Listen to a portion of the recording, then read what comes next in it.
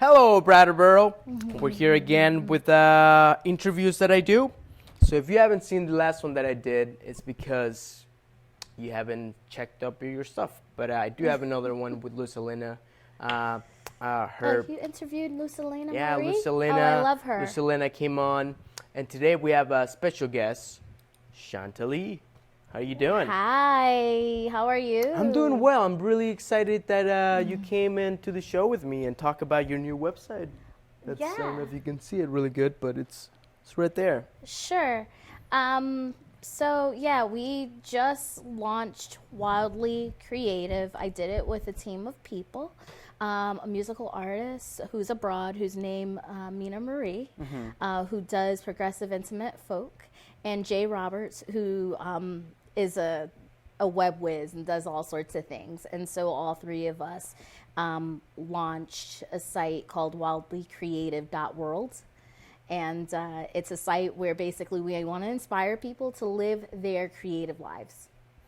Now, creativity is something that, that's cool, by the way. That sounds really good. So, but creativity is always, to me, it's one of those things that sometimes comes and goes. And I wonder what this website is gonna help. Is it gonna help people be more creative, or? We're hoping it gives inspiration. What happens a lot of the times as we go to and fro with our regular lives, whether we are, whether you're a father, a daughter, a mother, whether you're a CEO, whether you're someone who's bagging groceries, a lot of the times we put creativity on a pedestal. Like we put it up here. We say, you know what, that's for the artists. Oh, or people say to me all the time, you're so creative, you're such an artist. I actually always make the joke that I don't have to call myself an artist. Other people do that for me. And I do many things. I'm a professional, as you know. There's so many things that I do in the world and that I have done. And what we're hoping to do is inspire. What we're hoping to do is put out the nugget. Are you, for example, there's a recent post I wrote about, are you being seduced by life? Are you being inspired by others? Is there something crawling into your bed at night and whispering to you to go? That's what we're hoping to encourage. This is not a site just for, there are certainly interviews. We have all sorts of people we've interviewed. I have one friend who just graduated law school, and she's doing this great thing of being an artist and, looking at law work and activism and holistic lifestyle. There's so many different people and so many different ways that they inject creativity. Creativity is our birthright as humans. That's how I would put it. Yeah. Well, that sounds awesome. That sounds really good. And I also agree. I think we come here to this place to be creators. We create by speaking, by writing now. Well, when they invented writing, by making, building. Even when you put your outfit together, there is this quote. It's certainly not my original idea. There's a quote that talks about everything as art. So whether you're in the kitchen and plating your food, the very act of putting your food on a plate, which I'm guilty that I don't always do that. Whether you're inviting people into your home, whether you are stepping out onto the street and you're getting dressed from head to toe, you are your blank canvas, and your life is your blank canvas, and everything around you is that. How are you going to take your brush, and how are you going to color it? Again, there's been a lot written about this.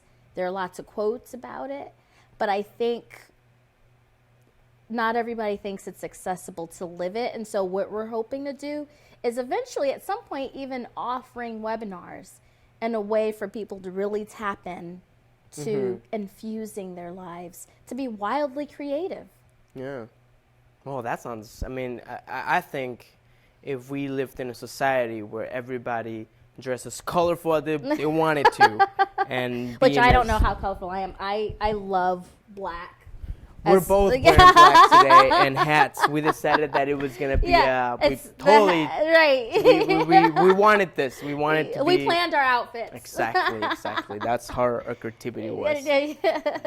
But so now you do everything, Shanta. You pretty much do. I know you. I don't know, like maybe a year since I moved here, and since then you've done. All sorts of stuff. You just did the Slow Living Summit, which was really nice. Thank you. If you were not a part of it or heard about it, it was an amazing summit.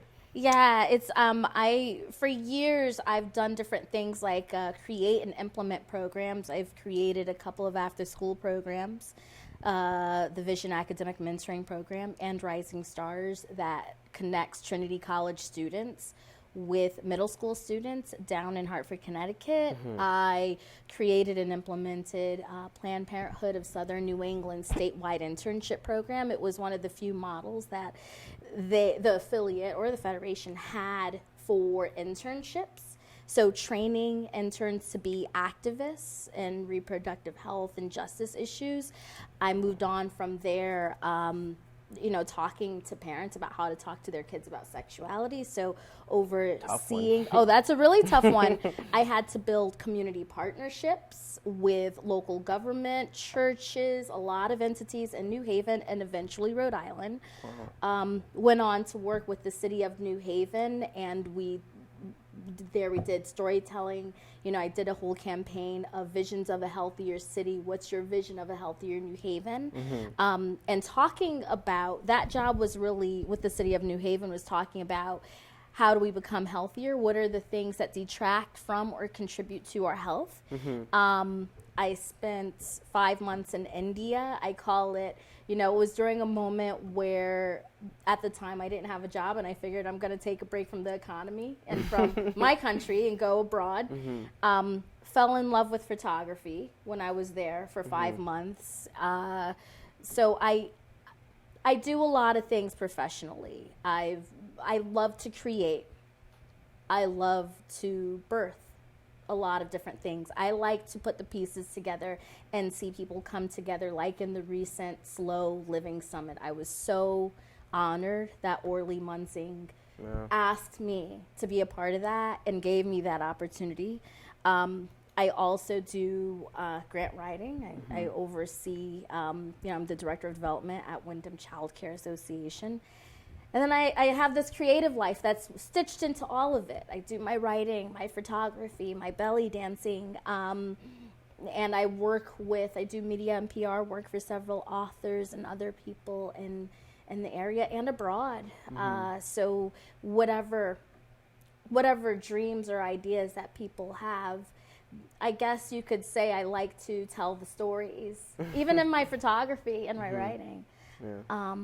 And I like to help people put those pieces together and then present it and then get that reach into the world. And I've been very lucky that a lot of people, including a lot of my clients, have wanted me to be a part of their dreams and their visions. It's a very honorable position. Yeah, I mean, it's definitely an honorable thing. What else can you do better than helping people achieving their dreams and goals? It's a very honorable position, and almost daily people talk to me about either articles I've written or ideas that they had or that they had to meet me because they wanted to talk to me about something, and I am humbled by it. Almost in shock, like me. You want me to do this? Yeah, you want me to do this, and I'm always the big cheerleader. Like we're not going to try, we are going to do, and that's what I think it really is about for creativity. It's not trying, it's doing. Just go do it. Yeah. So now let's go back a little. Let's go way back. Sure. Really go back. Okay. Into my childhood. Into your childhood. Okay. Good question. And so where are you from? Okay. Where are you from? I'm originally from Hartford, Connecticut. Nice. Yeah. So that's just a little south of here, right? Well. Yep. It's right down the 91 corridor, and I grew up right in Hartford. Went to Mark Twain Elementary, which is, I think, now a magnet school. Spent all my life in Hartford. Went to undergrad, Trinity College, right in Hartford. went to grad school at the University of Hartford, where I studied business for grad, and undergrad was women, gender, and sexuality. So yeah, that's where I'm from originally. Nice. Yeah. So, when have you always been creative? Is there, or was there a point where you're like, the age explodes with creativity, or how did it start? That's a very good question. I was always a child that liked to. I had an imagination for a lot of things. So, for example, I like to play in cemeteries. I like to literally go into cemeteries. As a child, that's intense. Yeah, it is intense. When I was younger, I was a very sheltered child. I would say that I used a lot of my imagination. I used a lot of, I envisioned what it was to be like to be an adult. For example, there's this story I like to tell. There was this character who used to come around the house. My parents knew him. His name was Smurf King. His nickname, anyway. I don't know what his real name was. And I remember the way I described him, he looked like sunshine. His skin was the color of sunshine. He wore glasses. And my parents, my mother and my father, and he, they'd stay up till all hours of the night. And this was occasional. So when Smurf King would pop up, they would laugh. They would do dance moves. There were all these things. And from my perspective as a child seeing this, I'm thinking, oh my God, I want in. I don't know what train they're riding, but I want in on that. My imagination would run wild such that when my mother used to make commentary, my mother and father, about different songs that were on the radio, there was a song called The Freaks Come Out at Night by Houdini. It was a rap group from the 1980s. And I thought that I was missing out on fun. You see, I thought that freaks actually people dressed up and went out in the middle of the night and formed these lines down the street, just running havoc. And I thought it became a circus after hours. This is what my imagination was very much like. I would have imaginary classrooms as a child. I don't recall having imaginary friends, but I was sort of, I guess I would just create a world in my own head about things, what things were. And because adults didn't really answer my questions and didn't really feed my curiosity, I just sort of fed it and fueled it myself. There were all these things that happened all around me, and I would just fill in the pieces. And there was no one there to really correct it, so I was just sort of like in my head making things up. So I guess you could say that that might be where my creativity sparked. I started writing poetry when I was about 11 or 12 years old. And I've been keeping a journal or a diary since about 13 or 14 years old, journaling all that whole time. Yeah, and you just showed me you showed me a video of the that's on your website. That's some poetry, which is pretty cool. The editing was Thank you. The words were powerful, and I can't take credit for that. That's all Mina Marie. She did this amazing job. What we decided to do is, instead of having words to explain what the site is about, I did this spoken piece, you know, Dear Creative One. You know, it doesn't matter if you are whoever you are in the world. And if you think your wings have been clipped, we would like to think that we're here to encourage you to get them back again. Nice. Yeah. That's awesome. So, talking about wings and stuff, you once got on a plane, like you told me, and went to, I read that you went to also Uganda, Africa as well, right? I did. I was in Uganda for 2 weeks. There's something interesting that's always happened with my life, and it's happened here in Brattleboro too. And this is leading up to the whole Uganda story. I would always, it's almost like I get to be a witness to different things that would happen, like different events or different happenings. And I would always think to myself, oh my God, that'd be so cool if I get to be a part of it. And then suddenly I am a part of it. So with what happened with Uganda, I'll never forget, Planned Parenthood would have these global partnerships around the globe. And the purpose was to form these partnerships and find out more about family planning in other parts of the world, trade lessons, and then as a part of that, there would be a switch off. So they would host a delegation from the U.S., and then at some point there would be a delegation from that given country, depending on who the affiliate was, that would host them here. So ours was Uganda. I was a part of a steering group that was formed and talking about our global partnership. For a couple of years before that, I'd been, like I told you, I was overseeing that internship program I'd created, and we had global partnership as a part of it, like global reproductive health as a choice for people to intern with us about. Well, so I remember when they were talking about, oh, there's going to be a delegation from our affiliate going to Uganda. In my head, I'm thinking, that's going to be me. I was thinking, that's so cool. I don't think I'm going to be one of the people, but that's cool. So I went on vacation. And I went to Uganda back in 2007.